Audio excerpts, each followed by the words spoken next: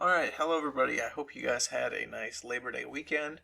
It's still Labor Day weekend for me, and I'm looking out of my window right now, and it's super dusty outside and smoky, and hopefully everyone's staying indoors and staying safe. But as we get going and start the more academic stuff of the school year, there's a few skills that we still need to work on and make sure that all of us are capable of and have a shared understanding on what is expected. And one of those things is, as I've talked about in my video about classroom expectations and plagiarism, is the importance of citing our sources.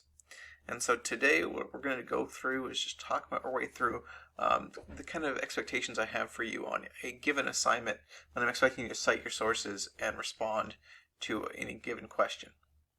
And so in my classes, what you're going to use is a thing called RACE. Now, I know in some of your other classes, for example, sometimes science teachers use CER. Other teachers might give you different formulas for how to cite your text. It's not a big deal. When it all comes down to, they're very similar concepts. The reason I use RACE is just because it's an acronym that you can kind of help make sure that you're remembering all the steps for. And we're going to talk about that here in a second. But for us to be able to walk through that skills, we kind of need an article that we can cite from in the first place. So this whole video here is just walking through these steps so that when you're asked to do this on your own later, you have this video that you can go back on and watch again if necessary to see the step-by-step process, okay? So we're looking at an article about Jamestown. Now, Jamestown was one of the early British colonies to set up shop in quote-unquote New World in the modern-day state of Virginia. Now, we are going to not spend a whole lot of time on the early colonies, but for the sake of learning the skills here, this is why myself and some of the other history teachers chose to work through this one first. Now, I will give a link to this original article as found on Newsela as well, so that if you want to read the actual text, you can. But it's all right here, and I'm going to read it with you as we go through this. So, the New World, Jamestown, and the starving time. The first investment group to launch a lasting venture to North America was the Virginia Company of London. The investors had one goal in mind: gold. They hoped to repeat the success of the Spaniards. The Spanish were enriching their empire with the precious metal from the Americas. Britain's King James I granted the Virginia Company a private charter. This gave the company permission to set up a colony in the New World. Individuals invested in the Virginia Company to help fund the trip and the settlement. They hoped to receive a huge profit in return. So the Virginia Company sent a small group of settlers across the Atlantic Ocean. In 1607, 144 English men and boys established the Jamestown colony, located in what is the state of Virginia today. It was named for King James. The colonists were told that they had to generate wealth. If they failed, financial support for their efforts would end. Many of the men spent their days searching for gold. However, there was little to be found in the area. As a consequence, the colonists spent little time farming. Food supplies dwindled and ran out. Malaria sickened many, and the harsh winter made life all the harder. After the first year, only 38 of the original 144 settlers had survived. The colony may well have perished had it not been for the tough leadership of John Smith.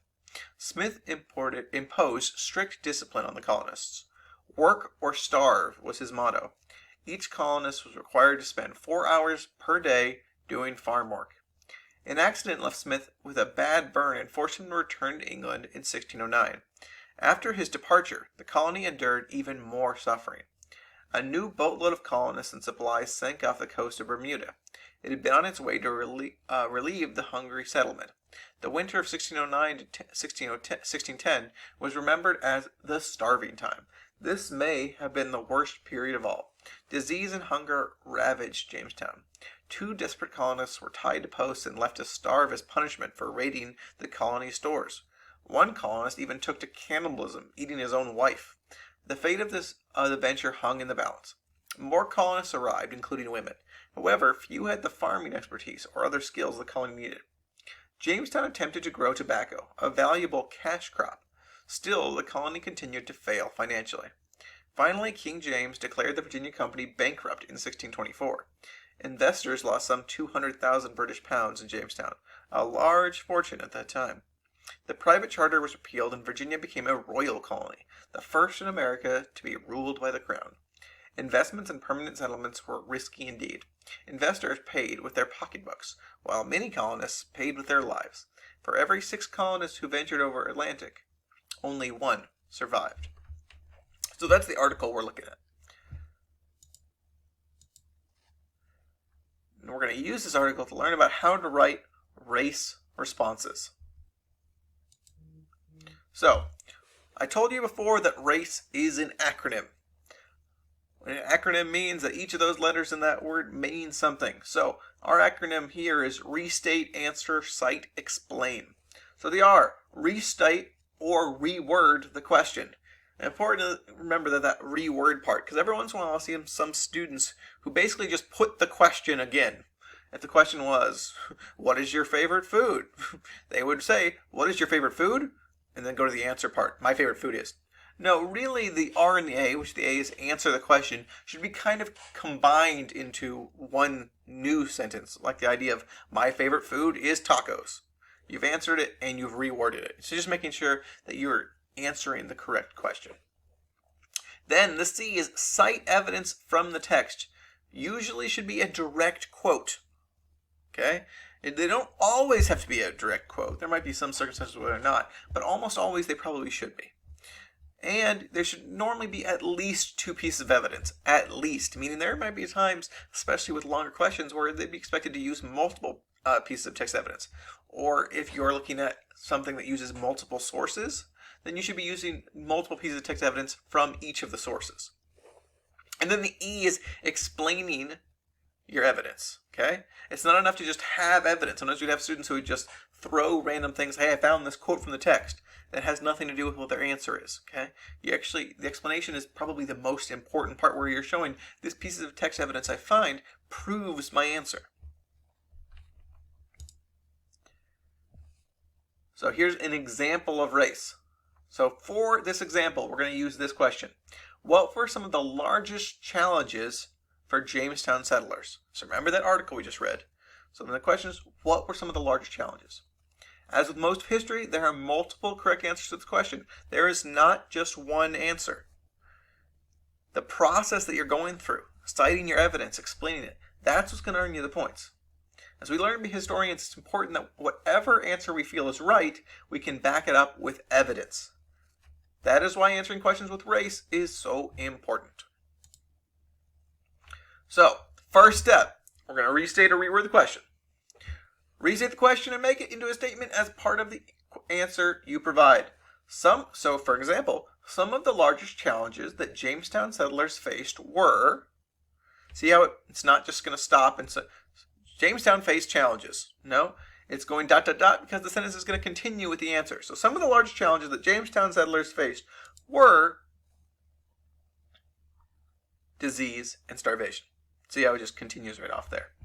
Because the answer part is using the evidence you found, so you can't do this step by step. You can't give your answer before you've actually read the text or before you've actually decided how, what your text evidence is. Because remember, your text evidence needs to back that up. And that'll be a bigger deal later in the year when I ask you to write opinion articles or what are your thoughts on different amendments. All that'll make sense down the road. But every once in a while I have some students who would decide, well, this is the way I feel about the issue, and then they'd go through the text later and be like, well, Mr. Smith, all my text makes me think the other way.